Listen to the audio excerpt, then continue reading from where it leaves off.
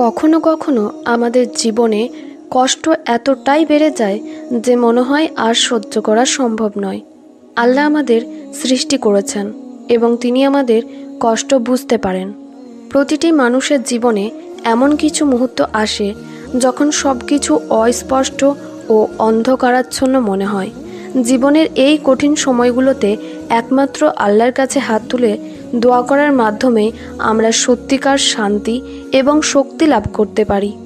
আল্লাহ বলেছেন, তোমরা আমাকে ডাকো, আমি তোমাদের ডাকে সাড়া দেব। এই আয়াত আমাদের জন্য একটি বিশাল সান্ত্বনা।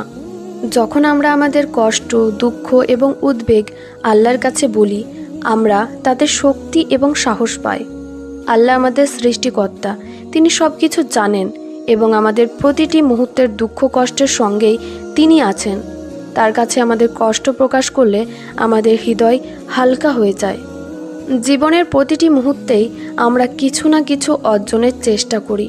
কখনো কখনো সেই অর্জনের পথে আমরা নানা বাধা বিপত্তির সম্মুখীন হই, কিন্তু মুসলমান হিসাবে আমাদের বিশ্বাস রাখতে হবে যে আল্লাহ সব সময় আমাদের সঙ্গে আছেন এবং তিনি আমাদের প্রতিটি চেষ্টা দেখেন ও শোনেন। আমাদের প্রিয় নবী হযরত মুহাম্মদ সাল্লাল্লাহু আলাইহি ওয়াসাল্লাম বলেছেন, দোয়া মুমিনের অস্ত্র। এই কথাটি আমাদের শেখায় যে দোয়া আমাদের জীবনের সব চ্যালেঞ্জ এবং সমস্যার সম্মুখীন হওয়ার শক্তি প্রদান করে।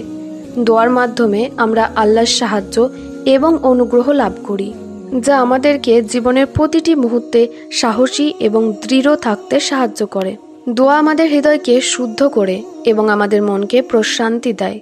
প্রতিদিন কিছুটা সময় আল্লাহর কাছে দোয়া করার মাধ্যমে আমরা আমাদের আত্মাকে পূর্ণতা দিতে পারি এবং জীবনের প্রতিটি কঠিন মুহূর্তে আমরা তার কাছ থেকে সাহায্য প্রার্থনা করতে পারি। কখনোই হতাশ হবেন না। আল্লাহর রহমত সব সময় আমাদের সাথে রয়েছে। তার উপর ভরসা রাখুন, দোয়া করতে থাকুন এবং বিশ্বাস রাখুন। নিশ্চয়ই তিনি আপনার দোয়ার জবাব দেবেন। আল্লাহ বলেছেন, যারা আমার পথে সংগ্রাম করে অবশ্যই আমি তাদেরকে আমার পথে পরিচালিত করব। সূরা আনকাবুত আয়াত 69। এই আয়াত আমাদেরকে শেখায় যে আমরা যদি আল্লাহর উপরে ভরসা রেখে পরিশ্রম করি, তিনি অবশ্যই আমাদের সফলতার পথে পরিচালিত করবেন। আমাদের শুধু ধৈর্য ধরতে হবে এবং আল্লাহর উপর আস্থা রাখতে হবে।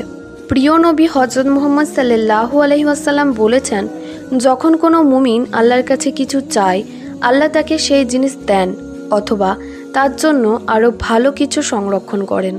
আমাদের দোয়া কখনো বৃথা যায় না।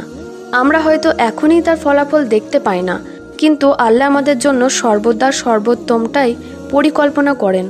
যখন আমরা আল্লাহর উপর ভরসা করি এবং আমাদের কষ্টগুলো তাকে জানাই, আমরা প্রকৃত শান্তি এবং আত্মিক শক্তি লাভ করি।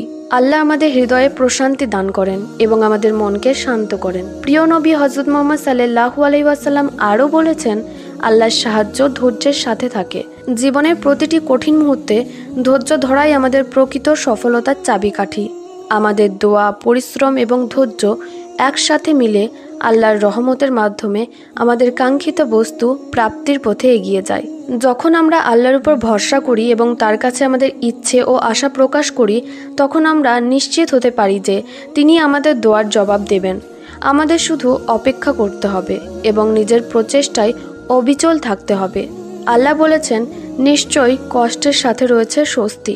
প্রতিটি কষ্টের পরেই রয়েছে স্বস্তি এবং সফলতা।